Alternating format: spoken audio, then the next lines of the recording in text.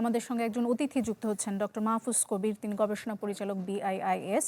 আমরা আপনাকে অসংখ্য ধন্যবাদ ডক্টর মাহফুজ কবির আমাদের সঙ্গে যুক্ত হওয়ার জন্য।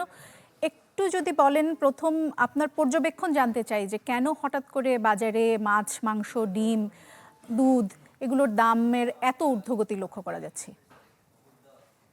ধন্যবাদ। আসলে আমরা দেখতে পেয়েছি যে পুরো প্রোটিনের যে সিস্টেম, এই সিস্টেমের মধ্যেই আসলে হঠাৎ করে চড়া ভাব সৃষ্টি হয়েছে। মানে শুধুমাত্র যদি কোনো একটা নির্দিষ্ট পণ্য, বিশেষ করে ডিমের দাম বাড়তো তাহলে এটা কথা ছিল। এখানে কিন্তু দুধের দাম বেড়ে গেছে এবং মিলভিটা সেটাকে আসলে ইনস্টিগেট করেছে। তো অন্যরাও হয়তো সেখানে আসলে তাদের ফলো করবে। তো এখন আসলে প্রথমে যে অজুহাতটা দেওয়া হয়েছিল, যখন এই হঠাৎ করে ডিমের দাম বাড়া শুরু করলো 130 টাকা, মানে 125-30 টাকা থেকে হঠাৎ করে বাড়তে বাড়তে এখন 160-165 এরকম হয়ে গেছে। তো এইটার মূল কারণটা কিন্তু যারা খুচরা বাজার বিক্রি করছেন তারা বলছেন যে এই বৃষ্টির কারণে নাকি হয়েছে। বৃষ্টির কারণে তো আসলে মানে এইভাবে সাপ্লাই শর্টেজ হওয়ার কথা নয়, বরং সেই ক্ষেত্রে আসলে ডিমের উৎপাদন বেড়ে যাওয়ার কথা, কারণ গরমটা কমে গেছে। এখন এই ধরনের কথাবার্তা কিন্তু বলাচ্ছেন যারা হচ্ছে যে মূলত যে পাইকার বা একেবারে উৎপাদক সেই পর্যায়ে, যে এই ধরনের যুক্তি দেওয়ার জন্য, কিন্তু তারা কিন্তু সেটা বলতে পারেন না। আর খামারিদের দিক থেকে যেটা বলা হচ্ছে যে এই পোল্ট্রি ফিডের দাম বা এই যে ফিডের দাম মূলত নাকি বেড়ে গেছে। এখন এই মাছ, মাংস, ডিম প্রতিটার ক্ষেত্রে কিন্তু সেরকম একসঙ্গে সেটা হওয়ার কথা নয়। আর মিল ভিড়ার পক্ষ থেকে যেটা বলা হচ্ছে যে সেখানে নাকি ইলেকট্রিসিটির যে কস্ট সেটা বেড়ে গেছে। মানে তারা বলছেন যে প্রায় নাকি যে প্রায় 50% মতো ইলেকট্রিসিটি বিল বেড়ে গেছে, এই কারণে উৎপাদন খরচ বেড়ে গেছে, আর খামারিদের নাকি দাম বাড়ানোর কথা বলেছেন। এই সব মিলিয়ে আসলে প্রত্যেকেই যুক্তি দিচ্ছেন, অজুহাত দিচ্ছেন, কিন্তু আসলে এই পুরো চেইনের মধ্যে যদি এরকম একটা ইম্প্যাক্ট পড়ে, তাহলে তো সেক্ষেত্রে আসলে সাধারণ মানুষ যারা রয়েছেন, সীমিত আয়ের মানুষ, তাদের জন্য কিন্তু আসলে বড় একটা সমস্যা। সরকার কি আসলে এই বিষয়টা কতটা সচেতন মনে হচ্ছে আপনার, এবং আপনার কতটা মনে হচ্ছে যে সরকার আসলে বিষয়টি নিয়ন্ত্রণের জন্য তাদের সর্বোচ্চ চেষ্টা করছে? আপনি কি তাদের উদ্যোগ দেখতে পাচ্ছেন? আসলে না, সেরকম উদ্যোগ দেখা যাচ্ছে না। এমন যদি হতো না, ডিপার্টমেন্ট অফ এগ্রিকালচার মার্কেটিং তাদের দিক থেকে একটা এক্সপ্লেনেশন দেওয়া হতো যে না ঠিক আছে, এই সমস্ত জায়গাতে এতটুকু খরচ বেড়ে গেছে।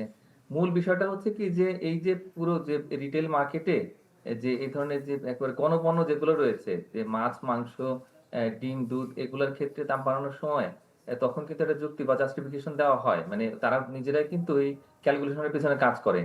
তো বিষয়টা এমন নয় যে একটা কোম্পানি চাইলেন তারা দিতে পারলেন। এখানে একটা সিস্টেম আছে, সিস্টেম কিন্তু কাজ করছে দীর্ঘদিন ধরে। তো সেক্ষেত্রে এই ডিপার্টমেন্ট অফ এগ্রিকালচার মার্কেটিংও কিন্তু সেরকম কোনো যুক্তি দেয়নি, বা তাদের যে ক্যালকুলেশন গুলো আছে সেগুলো কিন্তু উপস্থাপন করেনি।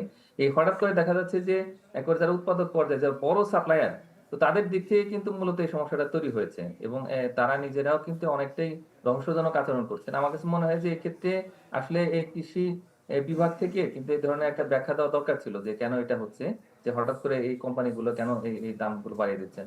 বিষয়টা এমন নয় যে একটা খামারি চাইলেই এটা দাম বাড়াতে পারেন। এর পুরো একটা কালেক্টিভ এফোর্ট আছে এটার পিছনে, এবং সেক্ষেত্রে সরকারের যে কৃষি মন্ত্রণালয় তাদের দিক থেকে কিন্তু, বা খাদ্য মন্ত্রণালয় তাদের দিক থেকে কিন্তু সেরকম কোনো ব্যাখ্যা নেই, যার ফলে আসলে সাধারণ মানুষ তারা বিভ্রান্ত হচ্ছেন এবং বাজারে গিয়ে দিশেহারা হয়ে যাচ্ছে। জি, ডক্টর মাহফুজ, আরেকটা বিষয় জানতে চাই, সেটি হচ্ছে ইনফ্লেশন তো কাগজে কলমে আমরা দেখছি যে অনেকটা কমে এসেছে, এমনকি খাদ্যপণ্যের ইনফ্লেশনও যথেষ্ট কমে এসেছে, কিন্তু তারপরও সেটির কোনো প্রভাব বাজারে দেখা যাচ্ছে না। এর এর কারণটা কি? হ্যাঁ, এটা আসলে খুবই দুঃখজনক যে আমরা দেখলাম জুলাই মাসের যে ইনফ্লেশন, সেটার হিসাবটা কিন্তু অনেকটা কমে গেছে দেখা যাচ্ছে। কিন্তু এখানে একটা হিসাবের ক্ষেত্রে আমি মনে করি যে বিভ্রান্তি আছে। যেমন বিবিএস একটা বিশাল একটা লিস্ট আছে তাদের যে বিভিন্ন পণ্যের, খাদ্য পণ্যের।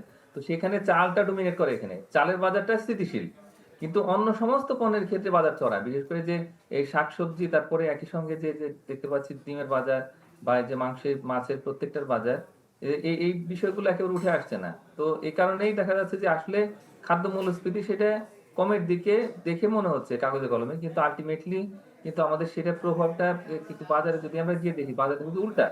তো এটা একটা বিভ্রান্তিকর বিষয়। মানুষ মনে করছেন যে না, আসলে দামটা কম, কিন্তু আসলে দাম তো বেশি। তো এইটাই হচ্ছে একটা মানে পার্থক্য আমি দেখতে পাচ্ছি, যে কাগজে একরকম কিন্তু আসলে বাজারের পরিস্থিতি আরেক রকম। ডক্টর কবির, যদি ছোট্ট করে জানতে চাই, খুব তাড়াতাড়ি এই বাজার পরিস্থিতির উন্নতির কোনো সম্ভাবনা আপনি দেখতে পাচ্ছেন কিনা? না, অবশ্যই সম্ভব। তার কারণ দুটো কাজ করতে হবে। এক হলো যে বাজার ব্যবস্থাপনার উন্নতি, এবং বিশেষ করে যে ভোক্তা অধিকার সংরক্ষণ অধিদপ্তর, তাদের তো মনিটরিং লাগবে।